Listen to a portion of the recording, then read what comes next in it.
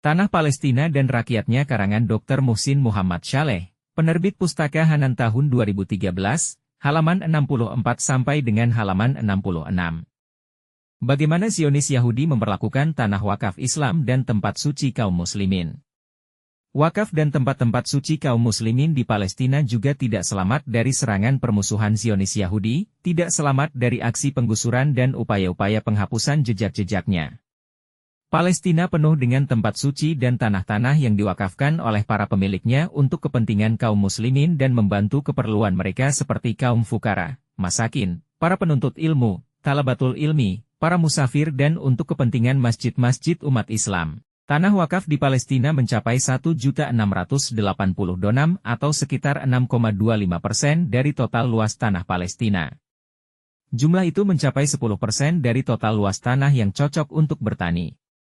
Dan di Palestina ada 340 desa yang merupakan wakaf, baik secara keseluruhan maupun sebagian seperti Desa Burain, Beit Furaik, Syatha dan Sasa.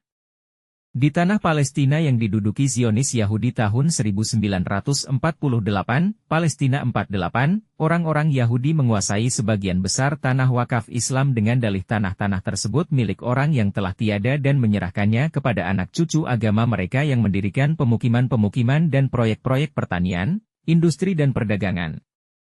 Masjid-masjid kaum muslimin, makam-makam dan bekas-bekas peninggalan sejarah mereka juga tidak selamat dari serangan permusuhan ini. Seperti penggusuran sebagian besar tanah Masjid Ibrahimi yang ada di Hebron yang kemudian mereka dirikan tempat ibadah kaum Yahudi. Orang Yahudi juga menguasai tembok barat Masjid Al-Aqsa, tembok Burak, yang oleh mereka dinamai dengan sebutan tembok ratapan. Mereka pun menggusur lorong Al-Mugarabah yang melekat dengan tembok Burak, yang merupakan tanah wakaf dan menghancurkan bangunan-bangunan yang ada di sana untuk kemudian mereka jadikan tempat untuk para pengunjung, peziarah. Tembok ratapan mereka. Mereka juga mengubah Masjid Zahir Bebars di El Majdal, yang dibangun sejak lebih 700 tahun, menjadi kafe. Sedang sebuah masjid yang paling terkenal di Yafa, Masjid As-Saksak, mereka ubah menjadi klub Yahudi asal Bulgaria. Mereka juga mengubah Masjid Kisaria menjadi bar, pub dan kedai minuman keras. Mereka menggunakan Masjid As-Shagir di Haifa sebagai lokasi para pemakai narkoba dan pelacuran. Dan mereka mengubah Masjid Syafat menjadi museum arkeologi dan kantor pariwisata. Mereka pun menghancurkan Masjid Imam Husain dan makamnya di Askalan kemudian didirikan di atasnya rumah sakit Yahudi. Masih banyak lagi ratusan masjid yang nasibnya tidak lebih baik dari masjid-masjid yang kita sebutkan di atas.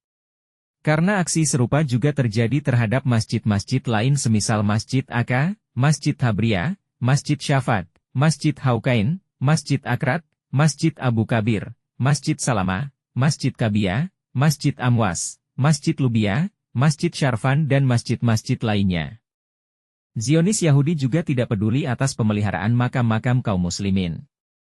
Di Al-Quds, misalnya, mereka membangun di atas makam Amanullah sebuah hotel dan plaza sangat besar, Mamila.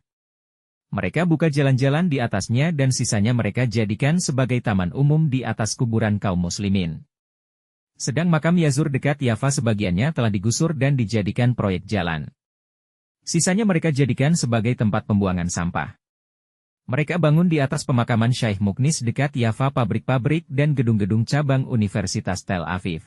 Sedang di pemakaman Istiqlal di Haifa, mereka membuang sebagian dan membongkar sekitar 300 makam kemudian dibangun di atasnya hotel pariwisata.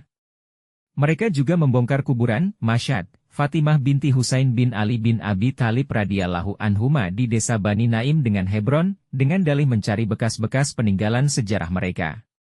Mereka juga berupaya membongkar makam Syekh Izzuddin Al-Qassam, seorang tokoh jihad dan nasional Palestina pada abad ke-20. Ini adalah sekelumit dari sekian banyak kejahatan yang mereka lakukan terhadap tempat-tempat suci Islam, dan apa yang kami sebutkan di sini adalah sekadar contoh, nyatanya tidak terbatas hanya itu.